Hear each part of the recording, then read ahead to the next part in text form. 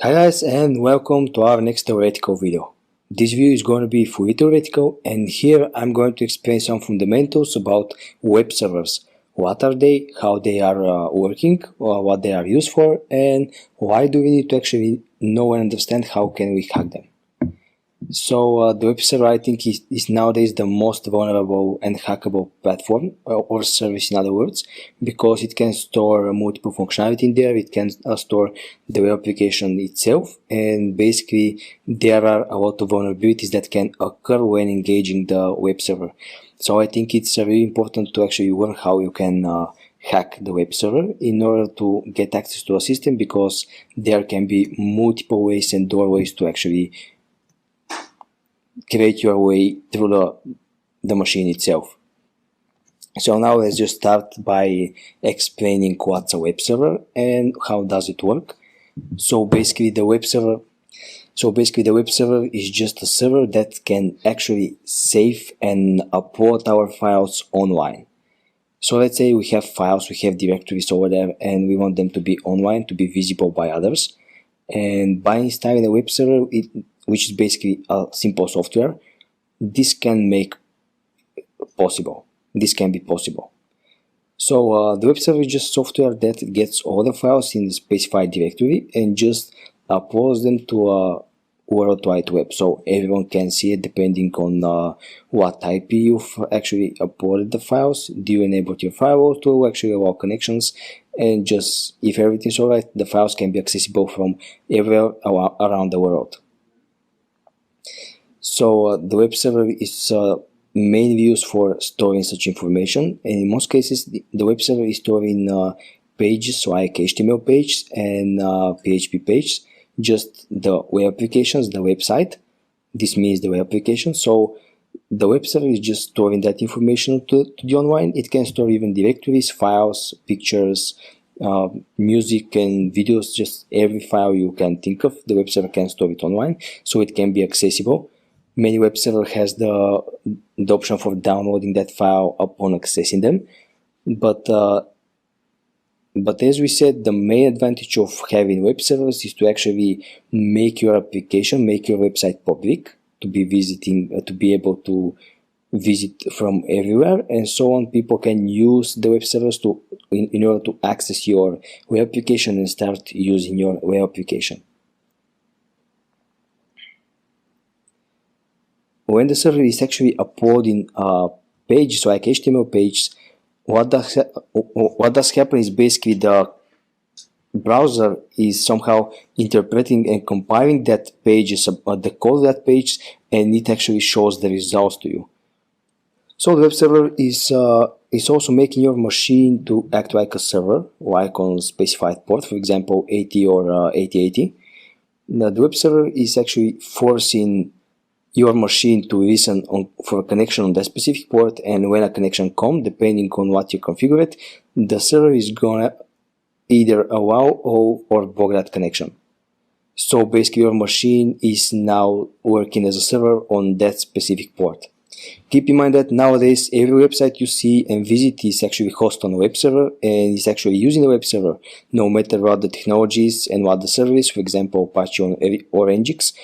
All these sites you visit in an application use are standing right there on a web server, so you are actually being able to see that information. So this is the benefit of the web server. This is how it works. It just takes the file on a specified directory and just uploads it online, so anyone can visit it with some kind of a URL or directly approaching the IP, which is not a good practice. And we're gonna explain why in the future. So now let's just move on and explain what's actually hacking, and especially hacking the web server. So basically hacking is gaining access, gaining high privileges, steal sensitive information. We as a hacker want to control over the network or the server or the machine. We have not just want to break the machine down or to deny of service the machine. This is not what hacking is all about. The hacking is all about gaining access and actually high privileged access to a specified machine or a target.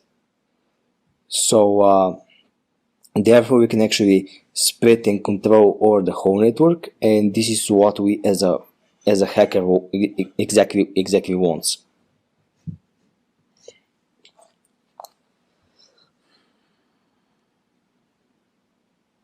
And of course, after the hacking procedure is over, we always want to actually remain stealth, cover our tracks, and therefore remain sustained in that machine or that network we've actually hacked in.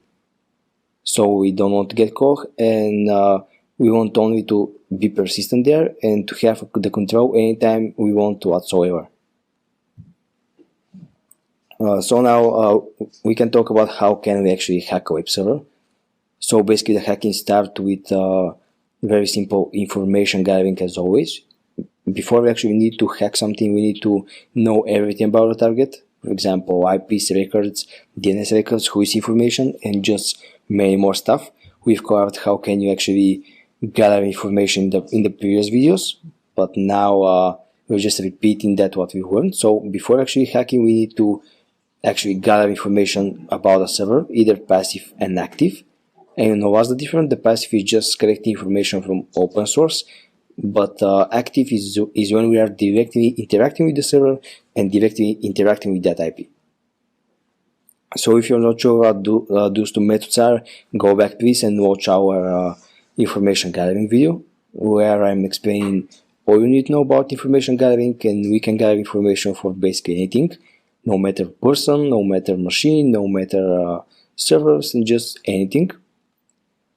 So therefore we can search for a potential weak spot or vulnerabilities. This is a standard procedure, like based on that information we can go and search for any kinds of vulnerabilities, and therefore we can make a priority to what of them gonna do the work for us and which one of them is just the most important for us. Afterwards we can analyze that vulnerabilities, see what we can come up with, and therefore start thinking about attack vectors, attack strategies, and start thinking about what can we do in order to get access to that system. So therefore we need to actually develop or search for an exploit.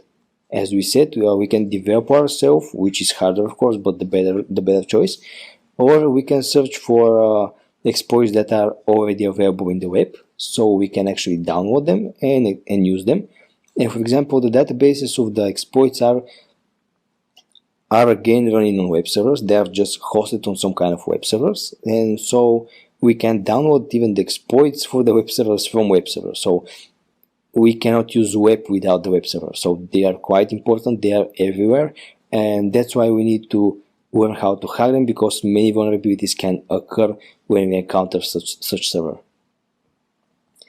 And therefore we need to use that exploit to exploit the vulnerabilities of that server to that machine in order to gain access to that server, to our target, and therefore we can start becoming persistent and hiding our tracks. So we're gonna break into that 6 sections, and I'm gonna explain every single one of them in details, and therefore we can go and skip to the practical videos where we're actually going to hack the web servers themselves. So where I'm going to explain you how you can set up one, where to download, and how can we potentially hack that web server. So the first thing is basically gathering information. Like when you begin every project, when you actually interact with any kind of target, before you actually do anything whatsoever, you need to have a pretty decent amount of information about the target. It can be like IPs, like all the IPs, all the records, all DNS records. You must have all the available information out there. So first you have to do the passive scan, because you won't get detected.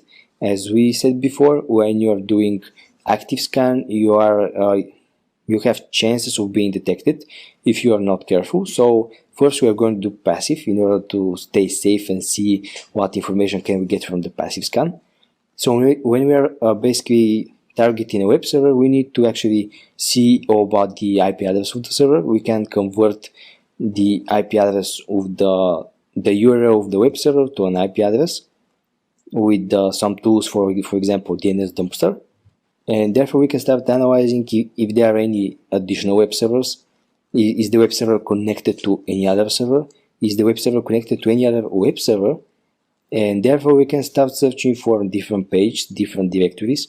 We can start searching for even more records. We can start search for even more information, for example, who it belongs, and just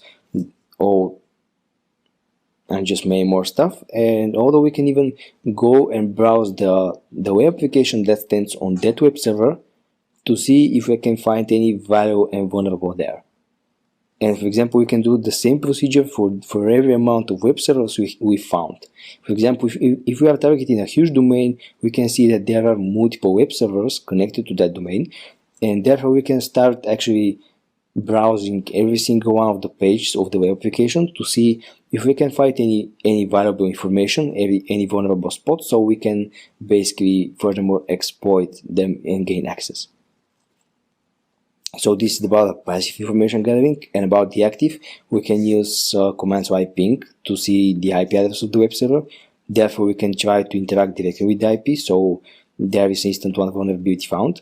We can try to use tools like nmap, znmap to see all the available ports, because in most cases the web servers are not just web servers. They are a complex combination of MySQL servers, database servers, maybe FTP or SSH servers. So the server needs to have some kind of remote access to administrators. So there are many other services. And therefore we can use tools like netcat to see if we can interact with that services, if we can actually log into an FTP server, if we can actually see the banner of every different services, and therefore we can start building attack vectors. And of course the Metasploit one, where we can use scanning modules to see what information can we extract from that server. And for example, we can use the enumeration modules in Metasploit to see the version of the web server and to see if there are any vulnerabilities about that specific version. So the information gathering here is very important. You need to know as much as possible in order to get into a machine, and you need to keep yourself in track. So we are going to attack a server, so we are going to implement only server-side attacks. We are not going for client-side, since the server is not working as a client, it's just a server. He's just standing there and listening for connections, and we are going to exploit that listening for a connection. Because, for example, the most exploits of the servers are when you are not sending a connection, a basic standard user connection. You are sending a malicious instructions that can actually follow to getting a reverse shell or getting more privileges, more access, than just hacking the server. Keep in mind that hacking is gaining access, not about crashing the server. Hacking is just going to that server, making it yours, and therefore you can start exploiting furthermore the network. So now let's talk about how to search for potential vulnerabilities or weak spot. So basically, when you gather the whole information you can with all the records, with all the tools we've mentioned, now it's time to actually collect that information, analyze it, and see can we use something from that information. Is there something valuable there, or everything actually there is not going to do the work for us? And to do that, we need to actually search for a lot of things. For example, we can search for the old versions. We can search for if there are any encrypted communication. We have searched for if there are any unused ports or ports that are in services which are vulnerable. And therefore, we can search for many more things. For example, anonymous FTP login, free FTP login, and just tools that can give us basic access, because when we have basic access, there's the chance of us getting privilege escalation techniques higher.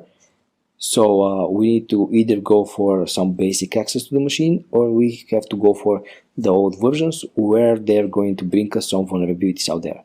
And furthermore, we can apply the exploits, use the exploits, and exploit the vulnerability so we can get into that system and hack. So for example, when the nmap scan complete, you can take all the services by every single one and try to actually analyze what are all the services doing.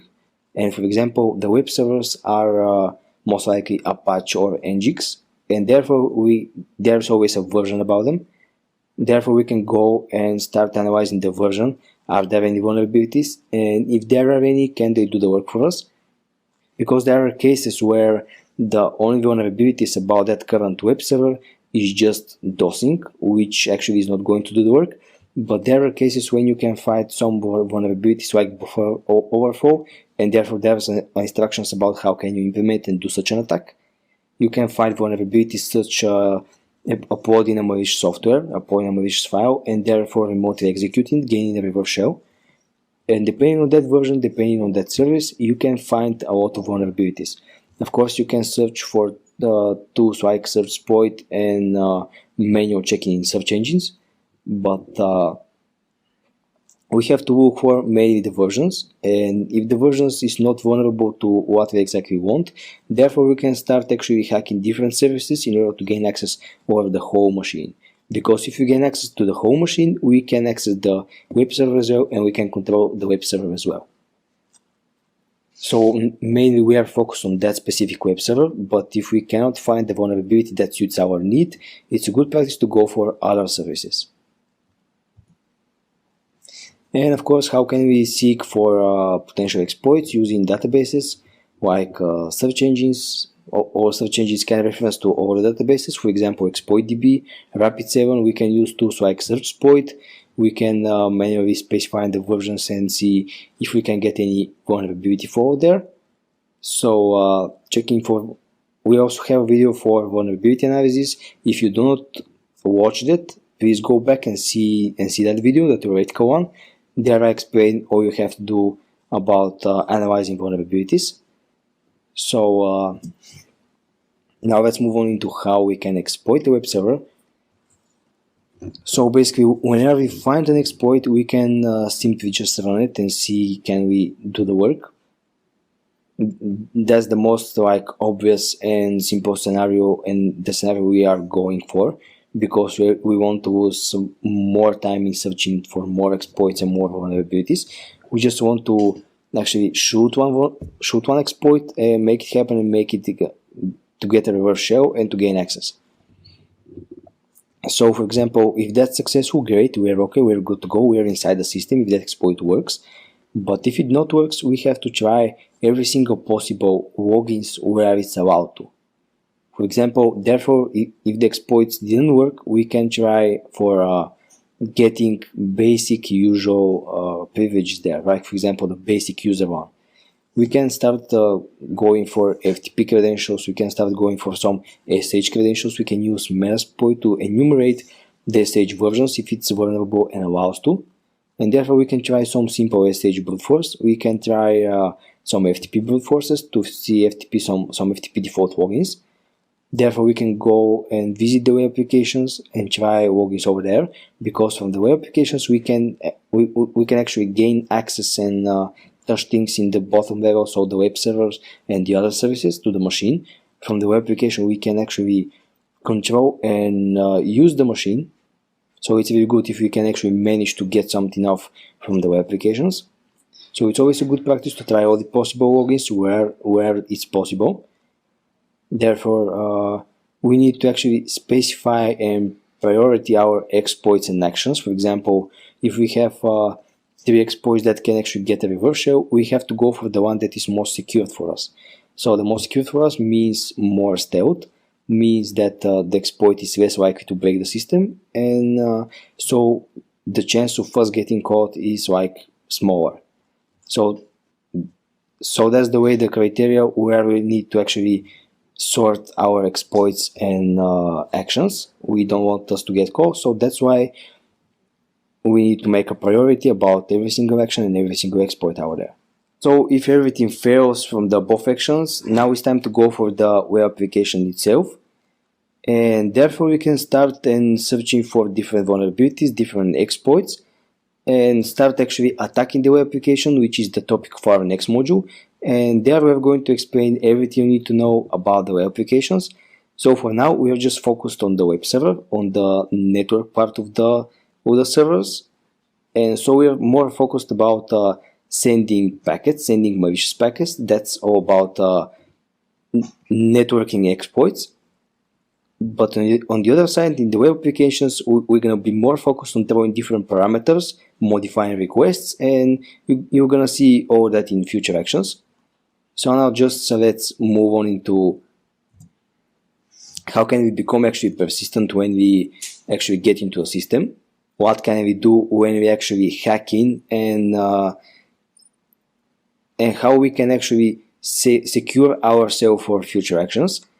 So basically the first option is to create ourselves a script, and the second option is basically to download one, because there are also many ready ones that can do the work and work quite well. But if you're not sure in them, you just can create your own script. But before you're creating your own script, you must test it several times to see how it works. And for example, you must be sure in your tool in order to use it in action. So basically, in most cases, the tools that I use for scripting are Python, Bash, and PowerShell, because all of that tools can actually easily run commands. PowerShell can do multiple things, for example, downloading files and executing in time-lapse. Bash and Python can do that as well, but this is the top priorities for me, Python, Bash, and PowerShell. And about downloading the script, you can go and search for every search engine you want, including DuckDuckGo, Google, and therefore you can also search in GitHub and more websites like that.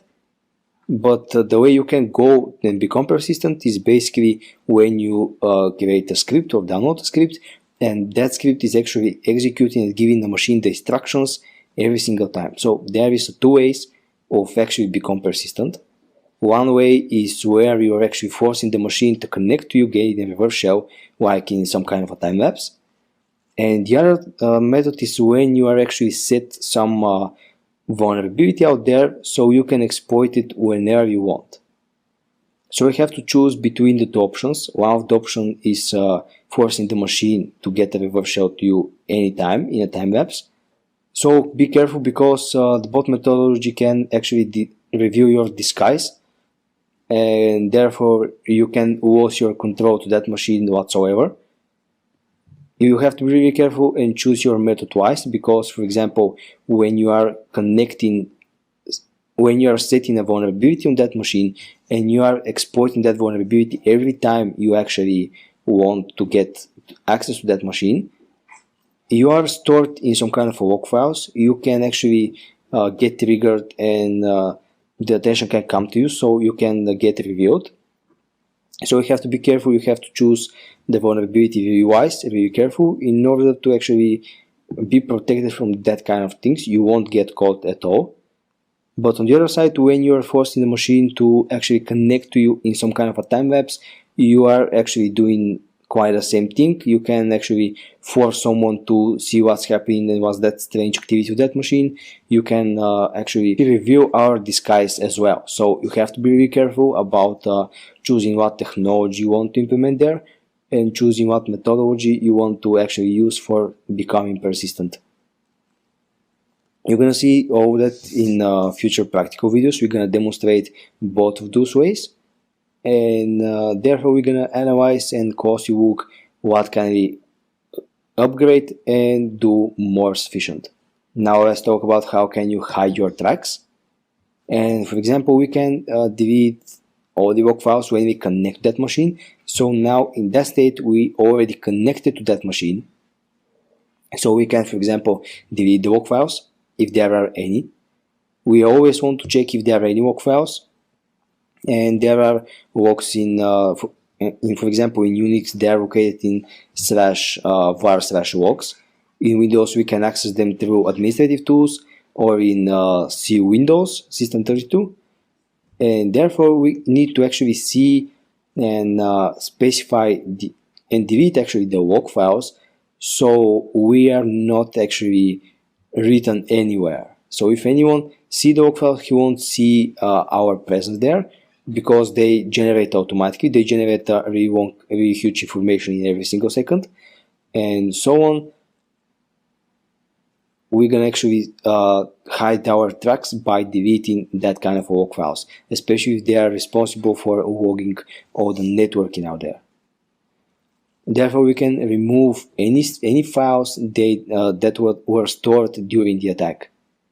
So the attack can potentially lead to some files there. We can either send files, support different files, and from that files we can get a remote code execution or reverse shell, and therefore the files must be deleted in order to hide our tracks. Because if you did not delete the files and someone, for example the system administrator, see the files, he gonna know that something malicious is happening and you may be already in that system.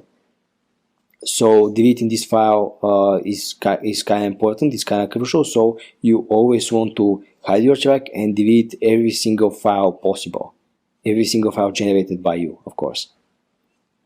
Because when you once you get to the system, therefore you start becoming persistent with different scripts where you implement on, for example, kernel level, and you force them to run in backdoor, so no one can notice anything. That's the point of actually staying persistent, to run scripts, to run instructions that are actually unnoticeable, that stay really low in the operational system, and they directly run instructions without any user interaction and without anything pops up on window whatsoever. So hiding your track is just quite the next step you have to take. You have to actually remove all the files that can be disclosed, can be reviewed, and can potentially reveal your intentions to that specified target. Therefore, we have to spoof the MAC address and the IP address, because if we actually get caught or if we forgot to delete the log files, the spoofed IP address would be there but not our real one. So for example, if there are some mechanisms, some scripts, or the people themselves are blocking the IP address that they count as malicious, they're going to block the spoofed IP address and not yours. So that's why you need to always spoof your IP address, always spoof your MAC address, so you seem like you're someone else who you are not. And that's mainly the point of hiding your track, because with spoofed IP address, with spoofed MAC address, while when deleting all the files you've stored and all the log files you are written in, you have completely covered your tracks, and you need to only be careful. And the next thing you have to do is basically to try not to perform actions that can risk your cover. For example, you don't want to open Windows, you don't want to open some applications and text that can actually be output on a screen. You don't want to play any kind of noise or audio. You just want to stay in the backdoor, stay very low in the operational system, and just operate everything from there. Not interacting with any graphical user interface programs, because they're gonna display into the server's monitor, and if there's someone, you're gonna get discovered. They're gonna know that there's something suspicious over there, because servers by default are working as servers. They do not actually use the programs, they are just waiting for a connection. And if some programs suddenly popped up, the people there are gonna know that there's something different, and they're gonna start performing actions for removing you, for investigating and see that you are there and just removing you. So do not perform risky for your cover actions. This is the very last thing you have to do when you actually successfully become persistent and actually hidden your tracks with the techniques above. So this is the procedure you have to do. You have to actually first become persistent, because the persistence can generate also files, and therefore you have to think for a way to hide that files, or just make them not suspicious. And therefore you have to delete all the log files. You have to hide your track. You have to spoof your IP and MAC address before actually connecting to that machine. So therefore you are working like someone else. And after everything is done, after you've hidden your tracks and you've become persistent, now is the time to actually really just be careful and do not do any actions that can actually go and discover your true self. So this is the basic procedure and the basic theory of hacking web servers. I really appreciate you guys for watching. If there's any questions, pop them below. This is the basic methodology of web servers, how they work. As we've spoken before, they are just software that uploads every file in a directory they are configured to. And if the uploaded content is just HTML pages or PHP pages, the compiler of the web browser is just representing the codes of the HTML tags in a way that we can see and represent that. So we get a pretty nice overview about the pages. We don't see the HTML content. We see some pictures, some styles. If the user implements some CSS over there, we're going to see that too. So basically, the web server is hosting, is just uploading everything that stores in a specified directory. It can be files, directory, pictures. It can be anything. It can be web applications. And we thought that web application is just a combination of different HTML or PHP pages, and combined they just do different kind of functionality. For example, web application is where you can upload, download, and just see and browse. We're gonna speak all about that in the future. We have a module about web application hacking. But keep in mind that the web browser is just doing that. It's just getting all the files and uploading them online so everyone can visit it. And that forces that machine of installing the web server, it forces the machine that to be acting as a server. So therefore, it's not actually requesting, it's just listening for a connection and waiting for a request from someone else. So by installing a web server, our machine becomes a server on port 80, and by definition, many more services come with the web one. For example, SSH, FTP, because every system administrator needs some kind of a remote access to that server and to be able to modify everything there. So there are also a lot of services running out there. And this is the basic and the fundamentals theory about the web servers. I've explained how they work. I've explained what they are structured of, the different type of web servers. The most used of them are Apache and Nginx, and therefore you can either try to download every single one of them, see how they work, see what the difference about them, and we can go and start looking for different exploits for that web servers in the practical videos. So thank you everyone for watching, and see you in the next video.